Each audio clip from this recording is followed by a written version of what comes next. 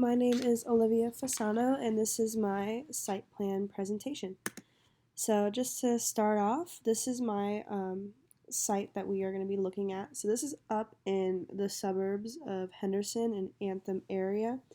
So neighboring to this area is actually Inspirada, which is new in development, a lot of new homes being built, a lot of new roads. So I feel like this is an important area to look at just because of the increasing population, increasing developments, and maybe we can set an example of how those developments should look with this site plan. So this site in question is this shopping center. The shopping center has been here for over 10 years. Very familiar to this area as well. But this shopping center is pretty much the most essential shopping center in this area for how secluded it is. So we see here we have a grocery store, a pharmacy, 3 banks, and a few restaurants, and also a gym. So it's a great place to go visit. Like it has a lot of essential needs that you can do, at least once a week. So, but there's not really much traffic in this area. Other than car traffic, there's not a lot of foot traffic to go to this area, and this is due to streets that don't really encourage walking or biking. So we're going to focus more on the street. Looking at this right side picture, you see all these neighborhoods and then this one shopping center. So we're going to look more into the Anthem Highlands Drive because that street leads to a lot of openings to neighborhoods. I think over 6 in less than a mile. And it takes about, furthest down this road would probably take about 20 minutes walking to get to that shopping center. So we're going to look at that road and how we can improve that road. So see, here's some pictures. This bright picture right here is a picture of the intersection that leads into the shopping center. And this intersection isn't terrible. There is the crosswalks there. There are curb cuts to get into the sidewalk. And it's not bad. There is some, considerations for pedestrians. It is a pretty wide space for the pedestrian to cross, but it doesn't really invite pedestrians into this shopping center. You see that the sidewalk kind of ends right when you get into the shopping center, and it's like, okay, time for the cars. So we're going to look in more into that with the plan. But we're mostly going to be focusing on the road. So the left picture right here is that Anthem Highlands Drive road on the side going down. You can see the cars coming down towards towards the site plan, sorry. So you see on here we have a sidewalk, and then we have the street with 2 lanes, a median with plants, trees, the street lights, and then on the other side it's 2 more lanes with a sidewalk. And this picture in specific, this is actually, I took this picture on my phone. On the other side of this is a dog park, a beautiful playground park, and a giant green space for a lot of recreational activities, but there's no way to get to it. It doesn't really invite, at least this sidewalk right here, it doesn't invite, families to want to go there. It doesn't invite bikers at all. And it's not, no, when I walk down this road, it's not really safe.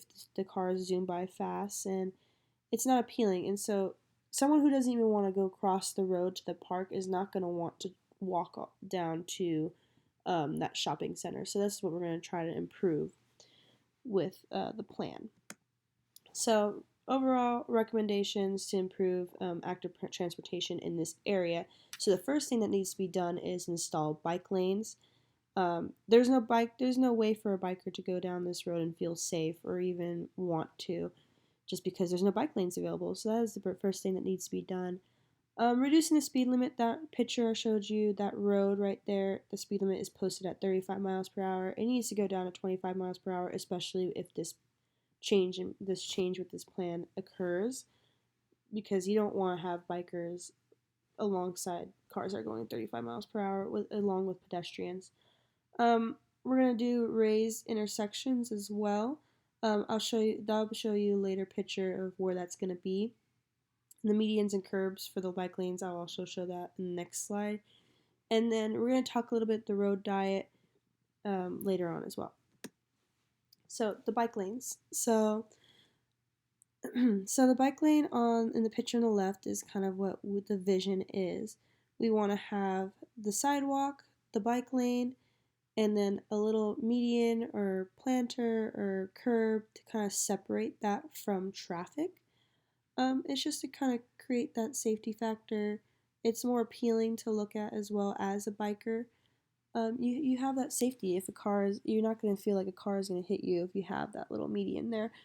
But since looking at that picture, it's a very urban area.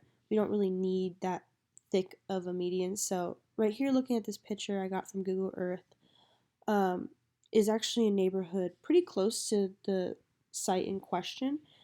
It's next to a middle school, and it has the sidewalk, the bike lane, and then a little tiny slip of, I guess, of a median or a curb that kind of separates from the cars. And it also has parking along the side. We won't need parking for this part of the street, but it is it's a kind of more like the realistic visual of what we can do in this area to promote biking right here. So going on to the next slide, we have the raised intersections. So this picture right here, this long one, is the intersection that I'm talking about. Another picture I got from Google Earth. So this right here connects from one neighborhood to the other and then to the other side of the street, leading back down to the site. If they do a good job already, they have the crosswalk painted. They have 3 signs right here, and they flash lights when you press the button to show that a pedestrian is crossing.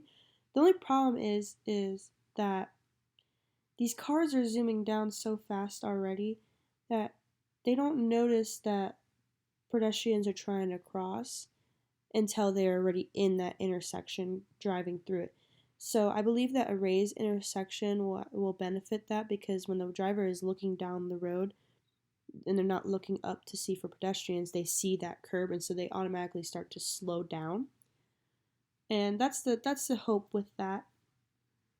And then we look at these pictures right here on the right side. That's a little example. It is shorter for this one because it's at like a intersection with a street light, but again, it doesn't necessarily have to be that large or that high. It just needs to show that there is elevation up ahead in the road so the driver can see that they need to slow down. And that top right picture is a little pedestrian island. I would like to put that in there just since this road is a lot longer already, it gives that pedestrian that option to be able to stop and feel safe standing in that middle of the road, and pretty much. So and also I want to consider how skinny this little on the left picture, how skinny the divider of the 2 roads go, for the next slide right here. And approximately this would be 70,000, and then plus 6,000 for the island. So that's just for one raised intersection. So it is pretty pricey for that one right there. So for the road diet, I put back the picture and then compared it to this diagram right here just to kind of compare.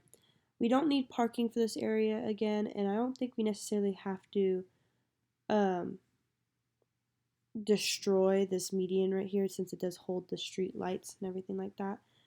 But it could be skinnier just to allow that extra room for the bike lane and also slow down traffic a little bit as well.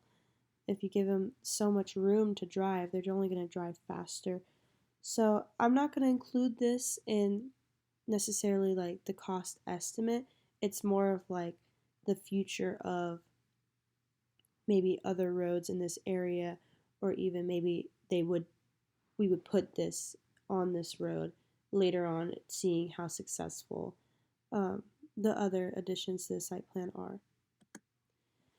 So looking at costs and priority, so I put the little template right here to show the costs for all of these additions. These aren't all additions. We're looking mostly at the pedestrian island, the raised intersection, the bike lanes. So just for this road, on the lower end, it's going to be $86,000. It's not going to probably be that way because we're wanting to add those curbs, maybe some repainting, and then maybe even looking at carving out that middle um, median in between the two lanes. So on the higher end, it's going to be $150,000, maybe even further more than that. So it's pretty high price for just one road, but I think it, due to the number of neighborhoods that enter from this road, I think it can make it pretty worth the money. I placed this at a medium priority. I believe, in my opinion, should be a high priority. It's setting an example for how suburban roads should look in this area, especially with this new developing area right next to it. And I think bike lanes are the most important part of this plan, just to encourage people to maybe further out take their bikes to longer distances, especially with the new development.